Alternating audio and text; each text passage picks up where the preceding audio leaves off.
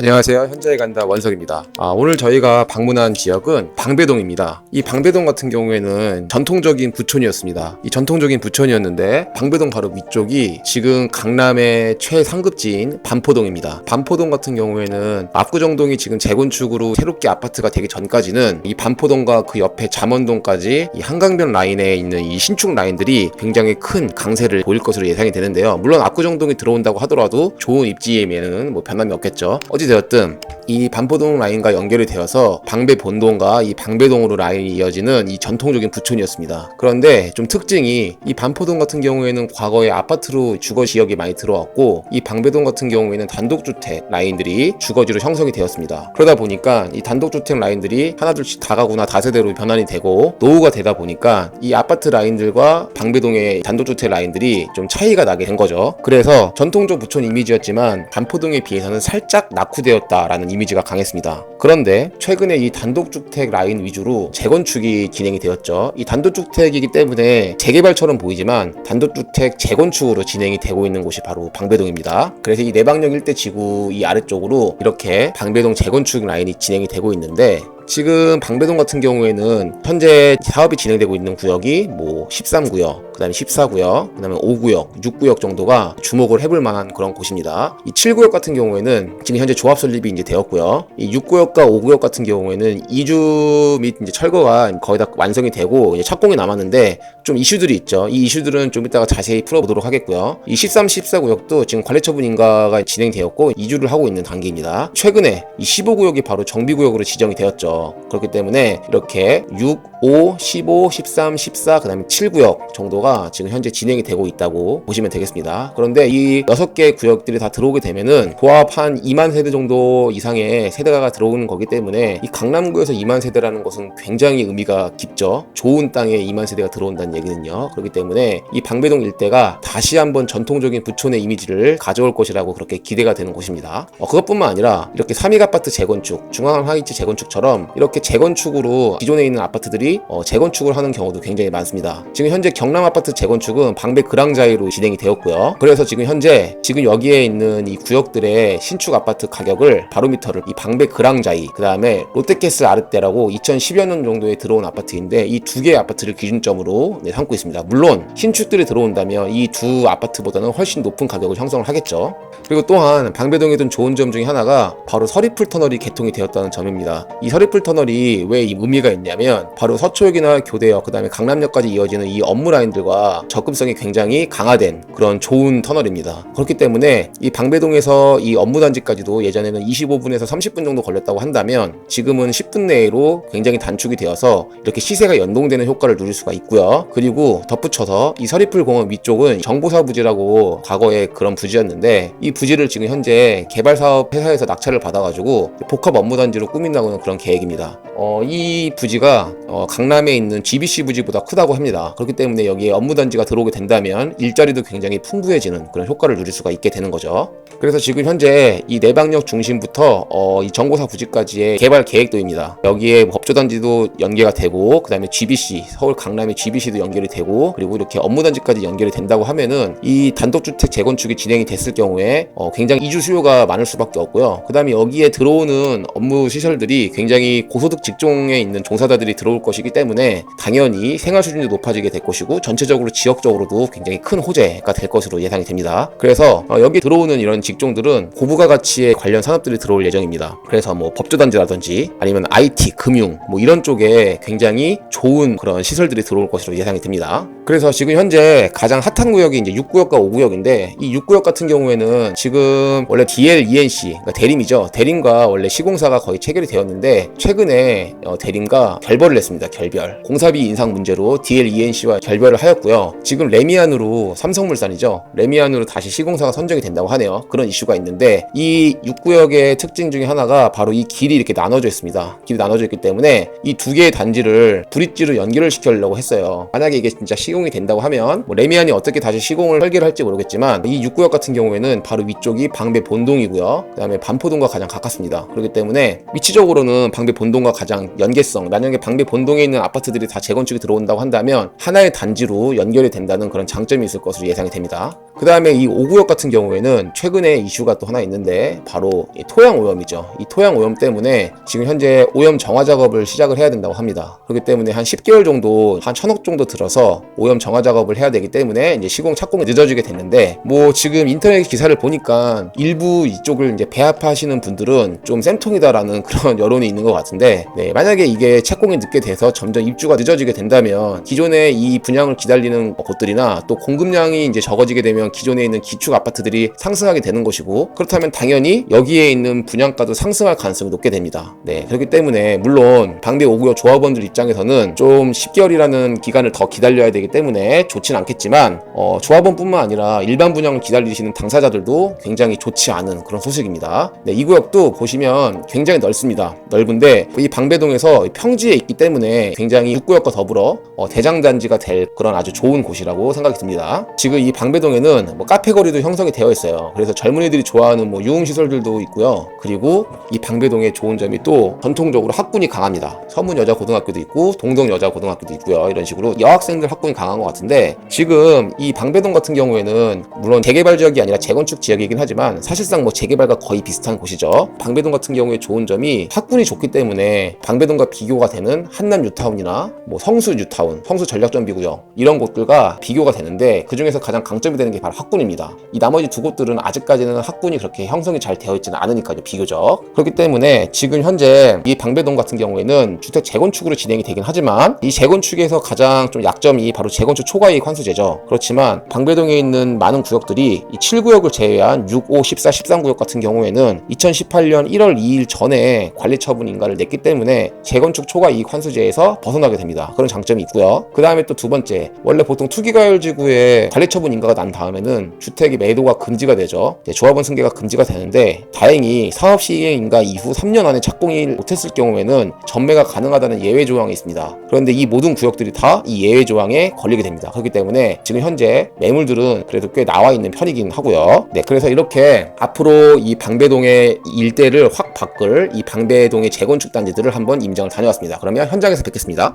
네, 현장에 나와 있습니다. 지금 저희가 먼저 가볼 곳은 바로 방배 13구역인데요. 이 방배 13구역은 지금 현재 한창 이주가 진행이 되고 있는 그런 단계입니다. 이주 같은 경우에는 지금 한 90% 이상 진행이 된 것 같고요. 뭐 일부 아직 좀 남아있는 뭐 상가들이나 뭐 아직은 거주민들이 좀 계시겠죠. 네, 원래 보통 이주가 한 80-90%까지는 좀 수월하게 진행이 됩니다. 그런데 10% 20%가 좀 문제가 되는 경우가 많죠. 네, 여기가 바로 방배 13구역입니다. 지금 보면 확실히 단독주택 라인들이 많죠. 그런데 이 방배 13구역 같은 경우에는 이 다세대 라인들도 꽤 많습니다. 그러니까 빌라죠. 이 원빌라들도 꽤 많기 때문에 조합원들이 한 1,580명 정도 되고요. 2,320세대 정도가 계획이 되어 있는데요. 지금 이 시공사 같은 경우에는 GS건설이고요. 아무래도 좀 조합원들의 숫자가 많기 때문에 안정적으로 34평 이상을 받으려면 4억대 중반 정도는 권리가가 나와야 되지 않을까, 그런 생각을 좀 해봅니다. 네, 그래서 지금 현재 조합원들 같은 경우에는 평형 변경 신청이 지금 이루어질 예정이고요. 지금 현재 뭐 공가 처리도 많이 됐고 뭐 출입금지 이렇게 붙어있는 그런 경고편도 많이 보이네요. 지금 쭉 이제 동네를 둘러보는데 꽤 많이 공가가 이제 형성이 된 것 같습니다. 이주는 꽤 많이 진행이 되긴 됐네요. 이 13구역 같은 경우에는 현재 프리미엄은 13에서 14억 정도 이렇게 형성이 되어 있습니다. 그래서 34평 기준으로 총 매가가 지금 현재 한 23, 4억, 23억 정도 하는데 나쁘지 않은 것 같습니다. 지금 현재 뭐 상급지로 갈아타기를 하시려는 분들은 이 13구역 정도를 노리셔도 될 것 같네요. 그리고 5구역과 6구역이 지금 당분간 분양이 막혀있기 때문에 6구역 같은 경우는 아까 전에도 말씀드렸듯이 뭐 시공사 변경 이슈가 있고요. 5구역 같은 경우에는 토양 오염 정화 작업 이슈가 있죠. 그렇기 때문에 이 투자자들 같은 경우에 13, 14구역으로 수요가 몰릴 수도 있겠다는 그런 생각이 좀 듭니다. 공간은 꽤 진행이 됐고요. 보시는 바와 같이. 그래서 이 13구역 같은 경우에는 좀 언덕에 있긴 있습니다. 그렇기 때문에 이제 설계를 잘 하게 되면 이제 앞에 이 공원 라인들이 좀 보일 것 같고요. 그 다음에 뭐 나머지 라인들에 비해서는 살짝 역에선 멀긴 하지만 그래도 방배역까지 이 앞단지 같은 경우에는 한 10여 분 정도면 걸어갈 수 있을 것 같고요. 나쁘지 않은 그런 위치인 것 같습니다. 물론 강남에 나쁜 입지가 어디 있겠습니까? 13구역 같은 경우에도 5, 6구역에 거의 시세를 비슷하게 따라가지 않을까라는 생각을 해봅니다.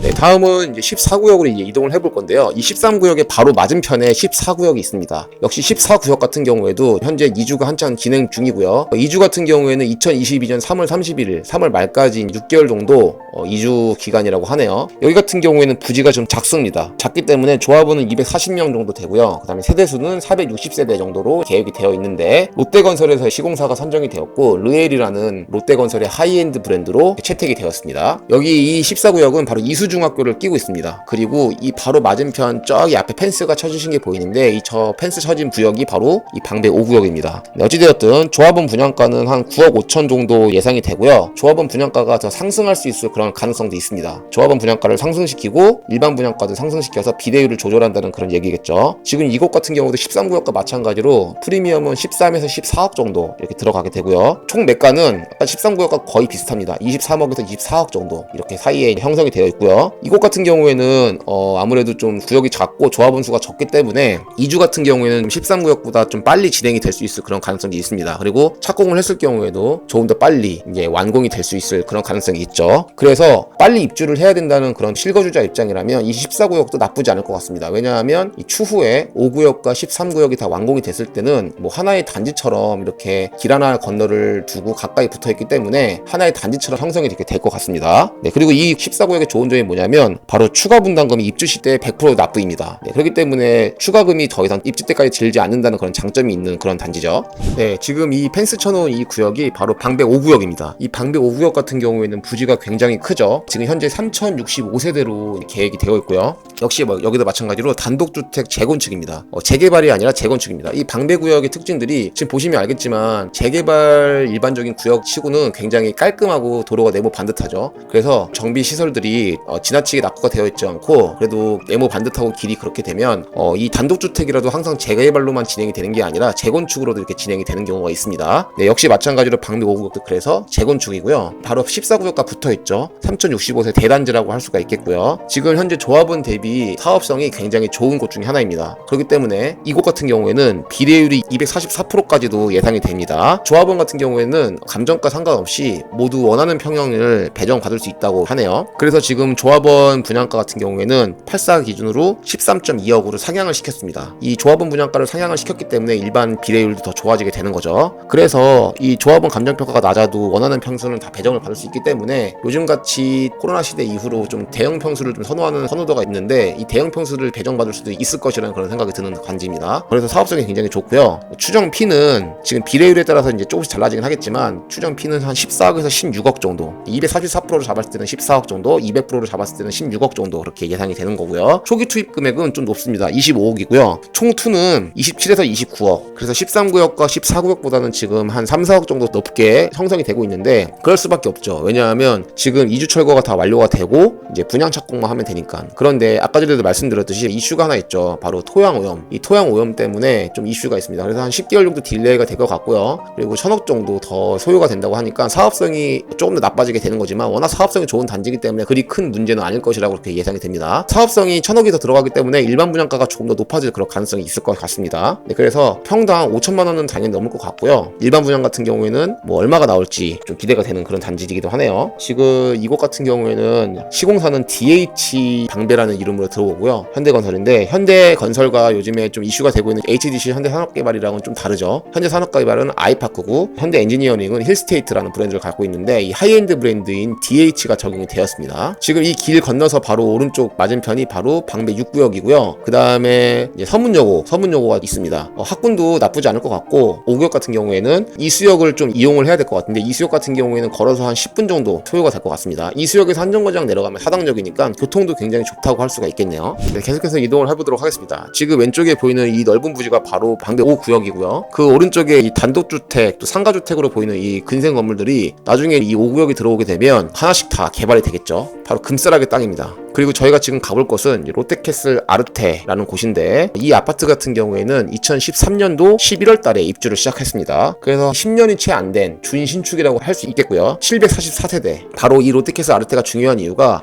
이 방배 재건축 단지들의 바로미터가 되는 그런 아파트입니다. 네, 물론 이 방배 이 5구역, 6구역, 13, 14구역에 들어오게 되면은 이 롯데캐슬 아르테보다는 높게 시세가 형성될 것으로 예상이 되는데, 지금 현재 이 롯데캐슬 아르테는 84 기준으로는 26억 중반, 27억 정도 하는 것 같고요. 그 다음에 59형 같은 경우는 21억 정도 합니다. 아까 13, 14구역이 총투가 한 23, 4억 정도 들어간다고 했는데, 그렇게 따지면 이제 안전마진이 최소한 3, 4억은 있게 시작을 하게 되는 거죠. 방배 5, 6 같은 경우에도 총투가 29에서 한 30억 정도 된다고 하는데, 신축임을 감안하고 연식 차이를 감안한다면 안전마진이 있을 것으로 예상이 됩니다. 네, 이곳 같은 경우도 744세대고요. 학군이 좋기 때문에 역시 선호도가 있는 아파트라고 할 수 있겠습니다. 그래서 이곳을 갭 투자를 하시거나 아니면 재개발로 들어가시거나 이렇게 고민을 하시는 것 같은데, 실수요의 여부인지 또는 개인의 사정에 따라 좀 다르겠죠. 네, 저희가 다음에 방문할 곳은 바로 방배 6구역입니다. 이 방배 6구역 같은 경우에는 방배 본동과 조금 더 가깝고요. 저기 앞에 이제 아파트 라인들 보이시죠? 저기가 바로 방배 본동에 있는 아파트들입니다. 저것도 바로 재건축이 한창 진행이 되고 있고요. 아직 재건축은 초기 단계고요. 이 방배 6구역 같은 경우에는 1110세대로 예정이 되어 있고요. 조합원은 600명 정도가 이제 예정이 되어 있습니다. 지금 현재 이주가 완료가 됐고요. 펜스를 역시 쳐놨죠. 이제 착공만 하면 되는데, 지금 현재 착공을 못하는 이유가 바로 DL-ENC 이제 대림 사업이죠. 이 대림 사업에서 시공사를 해지를 하고 레미안으로 시공사를 교체한다는 그런 이슈가 있습니다. 네, 그렇기 때문에 현지 부동산에서는 지금 뭐 시공사 교체 때문에 조금 더 한 1년 정도 딜레이가 될 것이라고 예상이 되는데, 왜냐하면 대림 측에서도 뭐 기존에 투입했던 그런 자금이 있기 때문에 그냥 물러나지는 않겠죠. 하지만 뭐 조합원들이 원하는 바가 이제 레미안이라고 하니까 레미안으로 교체는 될 것 같습니다. 지금 이렇게 안전 요원들이 있는 거 보니까 조합 총회가 있는 것 같은 그런 생각이 드네요. 네, 그래서 이렇게 큰 길을 두고 단지가 나눠져 있습니다. 길을 두고 단지가 나눠져 있기 때문에 여기를 브릿지로 연결한다는 그런 계획이었고요. 아직 시공사 교체가 되지 않았고 아직 조감도가 나오지 않았기 때문에 모르겠지만, 이곳 같은 경우에도 역시 평지에 이루어져 있고 그다음에 본동과 조금 더 가깝기 때문에 5구역과 더불어서 세대수도 많고 하기 때문에 대장단지가 되지 않을까, 시세를 리딩하지 않을까 그런 생각이 들고요. 이 조합원 분양가 같은 경우에도 역시 10억 2천에서 13억으로 상향을 시켰습니다. 그렇기 때문에 비례율이 좀 더 올라갈 수밖에 없고요.